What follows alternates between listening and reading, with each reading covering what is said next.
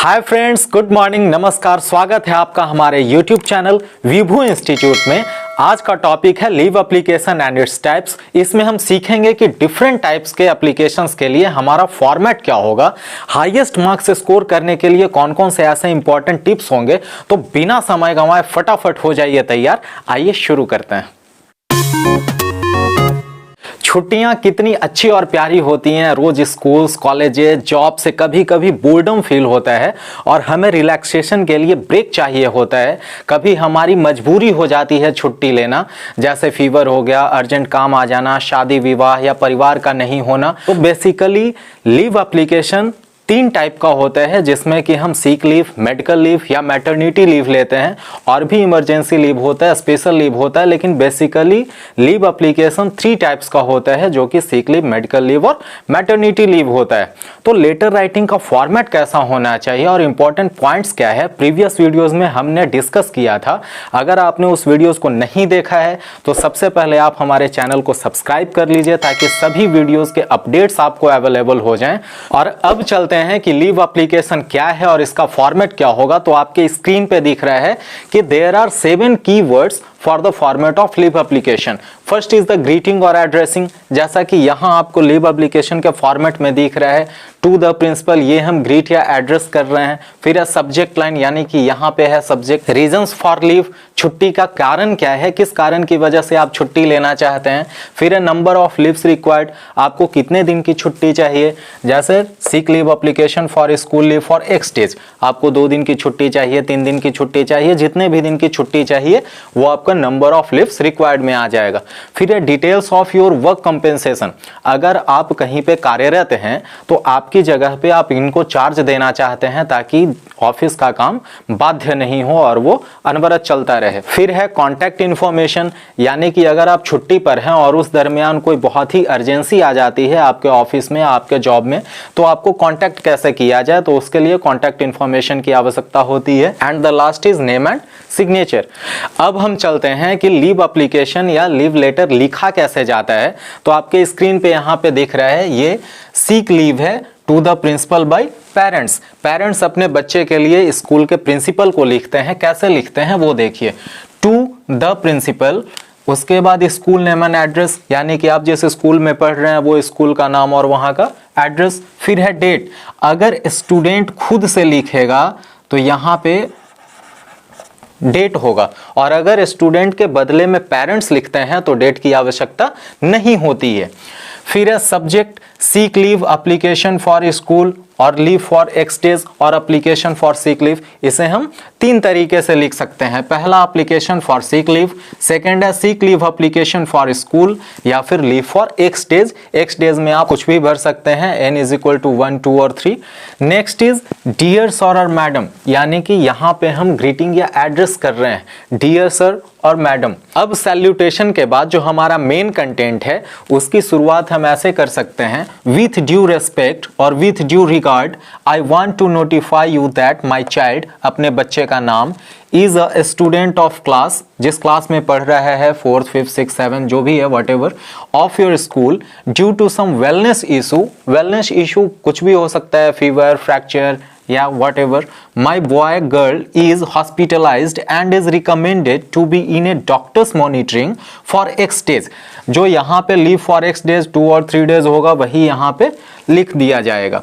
So we are not in a state to send him her to school. अब यहाँ पे हम paragraph change करेंगे, hence I beg you to please understand our position and grant leave for x days. जो यहाँ पे x होगा, जो यहाँ पे एक्स होगा, वही यहाँ पे भी सेम हो जाएगा। फ्रॉम बिगिनिंग, किस तारीख से, टू किस तारीख तक। मान लीजिए कि 2 दिन की छुट्टी लेनी है तो 18 से 20 आप कर सकते हैं, 3 दिन की लेनी है तो 18 से 21 कर सकते हैं।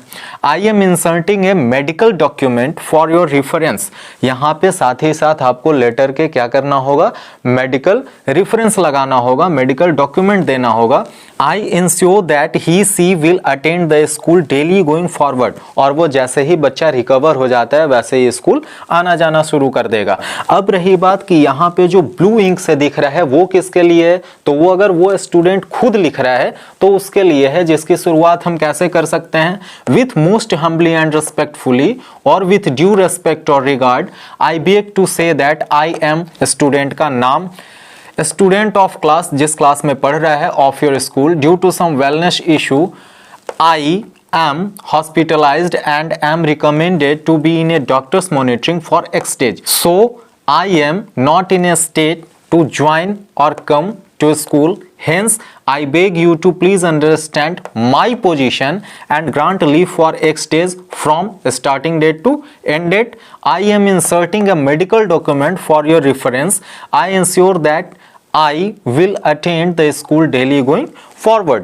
अब रही बात कि जब आपने सीक लीव दिया है और आपको ग्रांट कराना है तो हम प्रिंसिपल को थैंक भी बोलेंगे, तो फिर थैंकिंग यू योर्स सिंसियरली। अगर आप पेरेंट्स हैं तो आप क्या लिखेंगे? Yours sincerely. और अगर आप स्टूडेंट हैं तो क्या लिखेंगे? Yours obediently.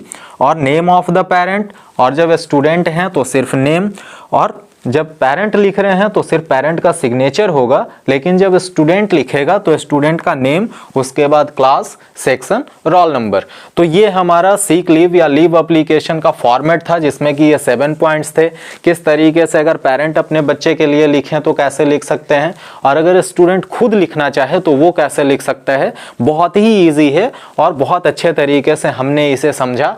अब हम चलते हैं मैटरनिटी लीव पे कि मैटरनिटी लीव क्या होता है, उसको किस तरीके से लिखते हैं। अगर कोई सिंपल जॉब होल्डर फीमेल लिखती हैं तो उनके लिए फॉर्मेट क्या होगा, और अगर कोई प्रोफेशनल लिखते हैं उनके लिए फॉर्मेट क्या होगा। यहाँ पे 2 फॉर्मेट बताया जाएगा, एक ऑफिस वर्किंग फीमेल के लिए और दूसरा ऑफिस वर्किंग टीचर्स के लिए। आइए देखते हैं कि मैटरनिटी लीव का एप्लीकेशन का फॉर्मेट कैसा होता है। मैटरनिटी लीव जो कि किसी भी लेडीज़ का राइट है कि वो जब ऑफिस में काम करती है या कहीं भी बाहर में जॉब करती है तो सुप्रीम कोर्ट के आदेशानुसार उनको 16 वीक्स का मैटरनिटी लीव आवश्यक है, क्योंकि बहुत ज़्यादा कॉम्प्लिकेटेड हो जाता है जब एक प्रेग्नेंट औरत कहीं पे काम करती है, सीढ़ी चढ़ना उतरना, there are so many complications that they bother. तो उसके लिए लीव हम कैसे लिखें, उसका फॉर्मेट आपके स्क्रीन पे दिख रहा है। इसकी शुरुआत हम जैसे प्रीवियस लेटर्स में करते थे ठीक वैसे ही होगा, यानी कि sender's name and their address. उसके बाद है डेट। डेट को आप 2 तरीके से लिख सकते थे, पिछले वीडियो में बताया गया था, या तो आप DDMMYY और फिर MMDDYY, ये दोनों फॉर्मेट में लिख सकते हैं। लेकिन सही फॉर्मेट यही है। ये फॉर्मेट को जितना भी कम्पिटिटिव एग्जामिनेशन है वो सब बायकॉट करता है, इसलिए कोशिश यही किया जाए कि हम लोग बिल्कुल सिंपल रहें, क्योंकि लैंग्वेज आपका जितना ज़्यादा सिंपल होगा उतने ही लोग आपसे इम्प्रेस होंगे और आप हाईएस्ट मार्क्स स्कोर कर सकते हैं। फिर आपका receiver's name and their address. फिर है हमारा सब्जेक्ट। तो सब्जेक्ट जैसा कि मैटरनिटी लीव है तो हम क्या करेंगे, मैटरनिटी लीव के लिए रिक्वेस्ट करेंगे। तो request for early maternity leave for 16 weeks from, मान लीजिए जो भी डेट है, अगर कोई फीमेल स्टूडेंट इस वीडियो को वॉच कर रही हैं या कोई ऐसी महिला वॉच कर रही हैं जो कि ऑफिस में काम करती हैं या वो टीचर हैं या स्टूडेंट हैं जिनके साथ ये परेशानी है, तो वो अपने हिसाब से डेट डाल सकते हैं। फिर है सैल्यूटेशन, यानी कि सर और मैडम जो भी आपके ऑफिस के हेड हैं आप उनको सर या मैडम से आप सैल्यूट कर सकते हैं। शुरुआत कहाँ से होती है हमारी मेन कंटेंट की। I am writing this letter to inform you about my pregnancy and I want to take the allotted 16 weeks of maternity leave. ये आपसे भीख नहीं मांग रहे हैं, बल्कि ये आपसे अपना अधिकार मांग रहे हैं, एक रिक्वेस्ट के थ्रू, एक प्रपोजल के थ्रू कि आप हमें जो हमारे लिए अलॉटेड है मैटरनिटी लीव 16 वीक्स का, वो आप हमें दीजिए। बाय द ऑर्गेनाइजेशन, जब भी आप कहीं जॉब करने जाते हैं तो जॉब में सारा पेकुलरिटी, सारा फीचर्स वहाँ पे दिया रहता है कि आपकी सैलरी क्या होगी, छुट्टी कैसे मिलेगा, आपको कौन कौन से लीव अलॉटेड हैं, कौन कौन से लीव अलॉटेड नहीं है, आपका कंपेंसेशन क्या होगा, टीए डीए क्या होगा, ये सारा चीज़ आपके अपॉइंटमेंट लेटर या जॉब लेटर में दिया हुआ रहता है। तो यहाँ पे इन्होंने लिखा है कि I am writing this letter to inform you about my pregnancy and I want to take the allotted 16 weeks of maternity leave available to me by the organization. यानी कि जिस भी कंपनी में काम कर रहे हैं या जहाँ कहीं भी काम कर रहे हैं वहाँ के अकॉर्डिंग, वहाँ का जो रूल है उसके अकॉर्डिंग इनको 16 वीक्स का क्या चाहिए, मैटरनिटी लीव चाहिए। माई एक्सपेक्टेड ड्यू डेट इज़ जो भी आपका डेट है। जैसे होता क्या है कि 16 वीक्स हम लेते हैं तो ऐसा नहीं है कि जिस दिन हमारा एक्सपेक्टेड ड्यू डेट होगा उससे पहले 16 डेज लें, क्योंकि उसके बाद भी तो कॉम्प्लिकेशंस होते हैं, बच्चे को संभालना, बहुत सारी सावधानियों को रखना।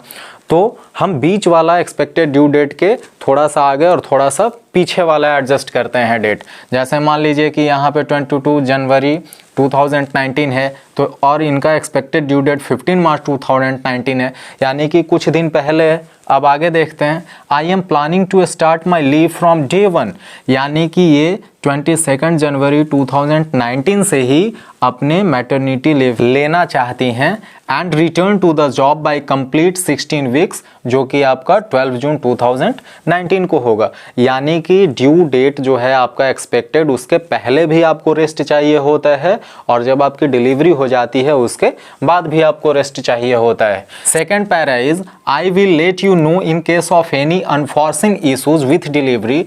अब होता क्या है कि बहुत जगहों पे इतना ज़्यादा कॉम्प्लिकेशंस होता है, कहीं नॉर्मल डिलीवरी नहीं हो पाता, बड़ा ऑपरेशन से डिलीवरी होता है, या फिर बच्चे को बहुत ज़्यादा परेशानी होती है, उसको आईसीयू में रखा जाता है। तो वो सारे अगर कॉम्प्लिकेशंस होते हैं तो हो सकता है कि जो महिला मैटरनिटी लीव पे है और जिस समय उसका ज्वाइनिंग डेट है उस समय वो ज्वाइन ना कर पाए। तो in that case she has written that I will let you know in case of any unforeseen issues. अगर बीच में कुछ ऐसा इश्यूज हो जाता है कि उसके डिलीवरी में कॉम्प्लिकेशंस होते हैं या फिर किसी और प्रकार की कोई दिक्कत आती है, तो वो जिस डेट का ज्वाइनिंग है उस डेट को ज्वाइन नहीं करके उसके बाद ज्वाइन करेंगे, लेकिन इसका इंफॉर्मेशन अपने हेड को दे देना होता है।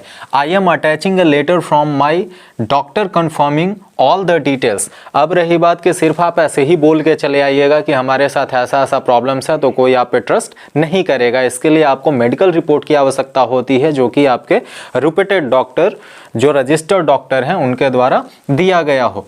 तो यहाँ पे है I am attaching a letter from my doctor confirming all the details, please contact me in case of any information required. तो आपको पहले भी बताया गया था कि हम क्या करते हैं, कॉन्टैक्ट इन्फॉर्मेशन देते हैं, जो भी हमारा कॉन्टैक्ट नंबर है या हम किस तरीके से आपसे संपर्क स्थापित कर सकते हैं। तो अगर ज़रूरत होगी तो आप हमें कॉन्टैक्ट कर सकते हैं। मान लीजिए कि कंप्यूटर का काम हो और पासवर्ड पता नहीं हो, तो जाहिर सी बात है कि आपको वहाँ पे कांटेक्ट करना होगा। तो please contact me in case of any information required. अब नीचे में thanking you, your sincerely name होगा और सिग्नेचर होगा। ये तो सिंपल वर्किंग वुमेन के लिए था, लेकिन एक टीचर मैटरनिटी लीव कैसे लिख सकते हैं, क्योंकि टीचर पे बहुत सारी रिस्पॉन्सिबिलिटीज़ होती है और बच्चों का भविष्य शिक्षक पे ही निर्भर करता है। तो टीचर किस तरीके से अपना मैटरनिटी लीव लिखेंगे वो देखते हैं। जैसा कि सब फॉर्मेट में होता है, सबसे पहले सेंडर्स नेम, फिर एड्रेस, डेट। पीछे भी बताया गया था आपको कि ये DDMMYY फॉर्मेट में दिया जाना चाहिए। किस फॉर्मेट में होना चाहिए, DDMMYY। फिर है टू द प्रिंसिपल। अगर आप एक सिंपल वर्किंग वुमेन हैं तो आप अपने हेड ऑफ इंस्टीट्यूशन, जो भी अगर आप बैंक में काम करते हैं या किसी भी कंपनी में काम करते हैं, तो वहाँ के हेड को देते हैं। लेकिन यहाँ पे टीचर्स के लिए है, तो टीचर्स का हेड कौन होगा, प्रिंसिपल होंगे। तो यहाँ पे हम रिसीवर्स एड्रेस में क्या डालेंगे, टू द प्रिंसिपल, स्कूल का नेम और एड्रेस। सब्जेक्ट क्या है, request for maternity leave for 11 weeks. पिछले वाले केस में क्या था, 16 वीक्स था और इसमें है 11 वीक्स। दरअसल बात यहाँ पे ये होती है कि स्कूल्स में छुट्टियाँ बहुत होती हैं और स्कूल्स का जॉब थोड़ा सा इजी जॉब है, कंफर्टेबल है, तो यहाँ पे 16 नहीं करके 11 वीक्स किया गया है। फिर सैल्यूटेशन, रेस्पेक्टेड सर और मैडम। पीछे में क्या था, डियर सर और मैडम, लेकिन यहाँ पे डिसिप्लिन की बात आती है। इंस्टीट्यूशन, स्कूल या टीचर्स का मतलब होता है डिसिप्लिन। तो यहाँ पे रेस्पेक्टेड सर एंड मैडम। अब मेन कंटेंट की शुरुआत कैसे होगी, आई नेम, मान लीजिए कि जो लिख रही है उसका नाम आरती है, आई आरती कुमारी। सब्जेक्ट, पोस्ट, क्या सब्जेक्ट पढ़ाती है, मान लीजिए यहाँ पे सिविक्स है या फिर पॉलिटिकल साइंस है। तो I Aarti Kumari, political science teacher. यहाँ पे पोस्ट, तो पोस्ट क्या होगा, टीचर होगा, क्योंकि टीचर्स के लिए मैटरनिटी लीव लिख रहे हैं हम। तो I Aarti Kumari, political science teacher, have been teaching. Subject, तो सब्जेक्ट में क्या था आपका, पॉलिटिकल साइंस, क्या हो जाएगा, पॉलिटिकल साइंस। फ्रॉम क्लास, किस से किस क्लास तक वो पढ़ाती हैं, मान लीजिए 9 to 12 है। फॉर लास्ट, कितने साल से पढ़ा रही हैं, जो भी लिख सकते हैं, 7 ईयर्स, 8 ईयर्स, 3 ईयर्स, 2 ईयर्स, जो भी है। As per discussed with you regarding maternity leave for 11 weeks, जैसा कि आपके साथ 11 सप्ताह की छुट्टी के लिए बात हुई थी, I would like to request you to grant me leave from, जिस दिन से बात हुई है उस दिन से वो प्रिंसिपल से रिक्वेस्ट कर रही है कि आप हमें हमारी छुट्टी ग्रांट कर दें। माई एक्सपेक्टेड ड्यू डेट इज, जो भी उनका एक्सपेक्टेड ड्यू डेट है वो यहाँ पे डेट लिख देंगे हम। As per the doctor's recommendation of bed rest, जैसा कि प्रेगनेंसी में रेस्ट बहुत ज़्यादा मायने रखता है, तो यहाँ पे लिखा गया है कि as per the doctor's recommendation of bed rest I will join the school on. अब आप किस डेट में स्कूल को ज्वाइन करना चाहते हैं वो आप डेट लिख दीजिए। सेकंड पैरा हमारा शुरू होता है, please allow a temporary teacher. अब रही बात कि अगर एक टीचर लीव पे हैं तो कोई ना कोई टीचर को तो क्लास में जाना होगा, नहीं तो बच्चों का सिलेबस कंप्लीट नहीं होगा, और जब सिलेबस कंप्लीट नहीं होगा तो फिर बच्चे पढ़ नहीं पाएंगे, तो लॉस बच्चों का है, और जब बच्चों का लॉस होगा तो पेरेंट्स स्कूल भेजेंगे क्यों। तो ये हमारी रिस्पॉन्सिबिलिटी होती है कि हमारे एब्सेंटी में कोई और हमारा काम कर दे। तो यहाँ पे लिखे हुए हैं कि please allow a temporary teacher to my classes during my absenteeism, यानी कि उनकी अनुपस्थिति में किसी और टीचर को उनका काम दे दिया जाए।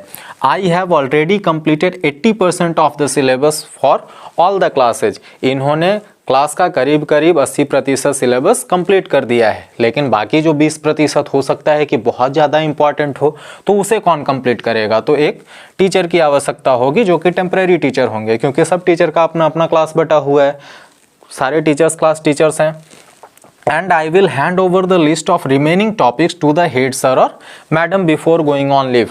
और जितना भी टॉपिक बचा हुआ है, जैसे इन्होंने क्या क्या पढ़ा दिया है, जब भी टीचर पढ़ाने जाते हैं तो उससे पहले खुद को प्रिपेयर करते हैं, जिसको कि लेसन प्लान कहा जाता है। कैसे पढ़ाना है, क्या क्वेश्चंस देना है, ये खास करके बीएड के स्टूडेंट्स को अच्छे से पता होगा कि व्हाट इज़ लेसन प्लान, और जो टीचिंग कर रहे हैं उनका तो खैर एक्सपीरियंस ही अलग है। तो यहाँ पे I will hand over the list of remaining topics to head sir ma'am before going on leave in case of any unfortune situation. जैसा कि प्रेगनेंसी एक खुद में कॉम्प्लिकेशंस है, क्या हो सकता है डिलीवरी के पहले या डिलीवरी के बाद नहीं कहा जा सकता है। In case of any unfortune situation that can cause changes in joining date, अगर मान लीजिए तबीयत खराब हो गई या बच्चा बीमार पड़ गया और भी किसी तरीके का कॉम्प्लिकेशंस है, तो जो हमने डेट दिया था कि हाँ सर इस डेट को हम स्कूल आ जाएंगे, लेकिन वो डेट नहीं अगर हम ज्वाइन कर पाते हैं तो क्या होगा, I will let you know as soon as possible, जितना जल्द से जल्द होगा मैं आपको इन्फॉर्म कर दूंगी। फिर आपका thanking you for understanding and consideration. बहुत सारा काम बचा हुआ है, आजकल तो गवर्नमेंट टीचर के जिम में बहुत सारा काम है, लेकिन उस काम को देखते हुए भी प्रिंसिपल क्या करते हैं, भाई ये आपका हक है, आपका अधिकार है, और due to the best citizen of the India they have to give their right.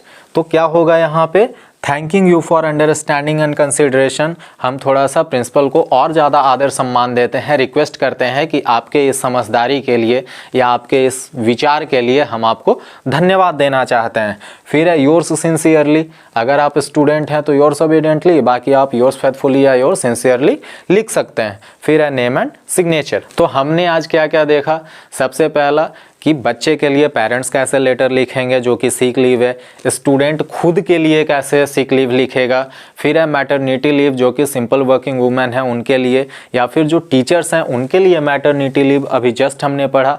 अब हम एक और लीव लेटर की बात करते हैं जो खुद की शादी के लिए है, वो कैसे लिखा जाता है आइए देखते हैं। जैसा कि सभी लेटर राइटिंग के फॉर्मेट में शुरुआत कहाँ से होती है, सेंडर्स नेम एंड एड्रेस से। तो यहाँ हमने लिखा है फ्रॉम, नाम मान लीजिए हम ही लिख रहे हैं तो यहाँ पे हो जाएगा विवू, और जो भी एड्रेस है हमारा वो एड्रेस। फिर डेट आपको बार बार बताया जा रहा है कि DD MM और YY में होना चाहिए। 2 अब रिसीवर्स नेम या रेसिपिएंट नेम जहाँ पे भेजना है, तो अगर हम स्कूल में हैं तो यहाँ पे लिख सकते हैं टू द स्कूल या to the college, to the universities और उसका नेम और एड्रेस। तो यहाँ पे एक कंपनी के लिए लिखा गया है तो एम्प्लॉयज़ नेम एंड एड्रेस, यानी कि आप जहाँ पे काम कर रहे हैं उस कंपनी के हेड का नेम और उनका एड्रेस। फिर है सब्जेक्ट, तो सब्जेक्ट क्या होगा, खुद की शादी के लिए हम लेटर लिख रहे हैं तो लीव लेटर फॉर मैरिज। अब फिर सैल्यूटेशन, तो सैल्यूटेशन जहाँ तक एजुकेशनल ऑर्गेनाइजेशन या एडमिनिस्ट्रेशन की बात होती है तो हम वहाँ पे रिगार्ड्स या रेस्पेक्ट लिखते हैं, लेकिन सिंपल वे में डियर मिस्टर और डियर मिसेज लिख सकते हैं। तो डियर मिस्टर मिसेज जो भी उनका नाम है वो आप लिख सकते हैं। फिर अब मेन कंटेंट की बारी आती है, तो मेन कंटेंट का शुरुआत कैसे होगा, आई एम डिटेल्स, जो भी मेरा डिटेल है, जैसे मान लीजिए मेरा नाम विभू है तो यहाँ पे आई एम विभू हो जाएगा। वर्किंग इन द डिपार्टमेंट, मान लीजिए कि हम इरिगेशन डिपार्टमेंट में काम करते हैं तो यहाँ हो गया I am Vibhu working in the irrigation department as the post, मान लीजिए हमारा चीफ इंजीनियर का पोस्ट है। इन योर ऑर्गेनाइजेशन या इन योर कंपनी या इन योर सेक्टर, इस तरीके से हम डाल सकते हैं। I am writing this letter to inform you that on date, मैं ये चिट्ठी आपको इसलिए लिख रहा हूँ ताकि मैं सूचना दे सकूँ कि फलना दिन there will be a reception, यानी कि किस खास दिन पे मेरा रिसेप्शन है। With this letter I do attach an invite to my marriage, और इस लेटर के साथ ही साथ मैं आपको न्योता भी दे रहा हूँ कि आप हमारे शादी में, हमारे रिसेप्शन में आएँ। मैं खाता हूँ, आई ईट, मैं खाता ही तो हूँ, आई डू इट। जब भी सेंटेंस में वर्ब के आगे डू लगाया जाता है तो वहाँ पे डू एक एम्फेसिस की तरह काम करता है, यानी कि आपको वो चीज़ करना ही करना है। I have welcomed all of our staff members already, और मैंने अपने सभी साथ में रहने वालों को, यानी कि अपने कलीग्स के, अपने स्टाफ मेंबर्स को पहले ही इनवाइट कर दिया है, पहले ही बता दिया है, क्योंकि जाहिर सी बात है कि साथ में काम कर रहे हैं तो दोस्ती बढ़ेगी। अब दोस्ती बढ़ेगी तो सब चीज़ तो बताना जरूरी ही है। Do find joining the party pleasant and places, अब रही बात कि जो भी हमारे सीनियर्स होंगे वो क्या करेंगे, हमें आशीर्वाद देंगे, तो हम यहाँ पर रिक्वेस्ट कर रहे हैं कि आप पार्टी को ज्वाइन कीजिए और हमें, यानी कि वर और वधू को आशीर्वाद दीजिए। वैसे भी शादी के कार्ड पे लिखा रहता है हमारे चाचा की शादी में जलूल से जलूल आना, मेरी बुआ की शादी में जलूल से जलूल आना, तो यहाँ पे हमने लिखा है कि आप हमारे पार्टी को ज्वाइन कीजिए, उसको प्लेजेंट बनाइए, खूबसूरत बनाइए, यानी कि आपके आने से हमारी शादी में 4 चांद लग जाएगा। ऐसा हम इसलिए कहते हैं क्योंकि एक निमंत्रण का तरीका होता है। I am going to be very please to see you all at the party, और यहाँ पे जब सारे मेरे साथ काम करने वाले लोग हमारे पास आएंगे तो हमें बहुत ही ज़्यादा अधिक प्रसन्नता होगी, खुशी होगी।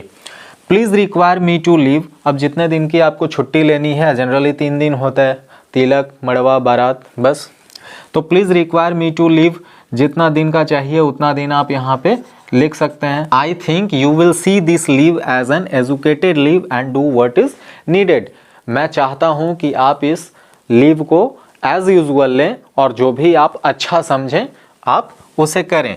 फिर उसके लिए हम इनको धन्यवाद देंगे, थैंक यू। फिर हमारा जो कम्प्लीमेंट्री क्लोजर होता है, यानी कि yours faithfully, yours sincerely, yours obediently, तो ओबीडियंटली हम लगाते हैं सिर्फ स्टूडेंट के लिए।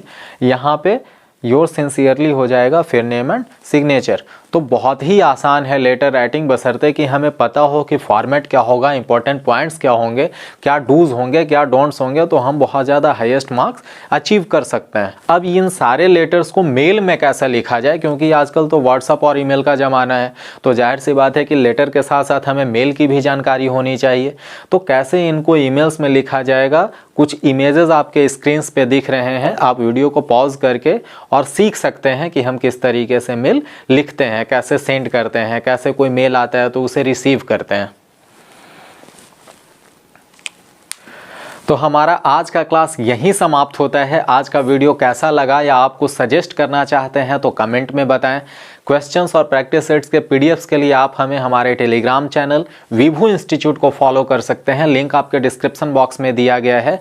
सभी परीक्षार्थियों से निवेदन है कि जमकर तैयारी करें, खूब पढ़ें और वीडियोस को लाइक और शेयर करें ताकि सभी लोग लाभान्वित हों। मिलते हैं next video business letter and its types में, तब तक के लिए bye bye, thanks for watching.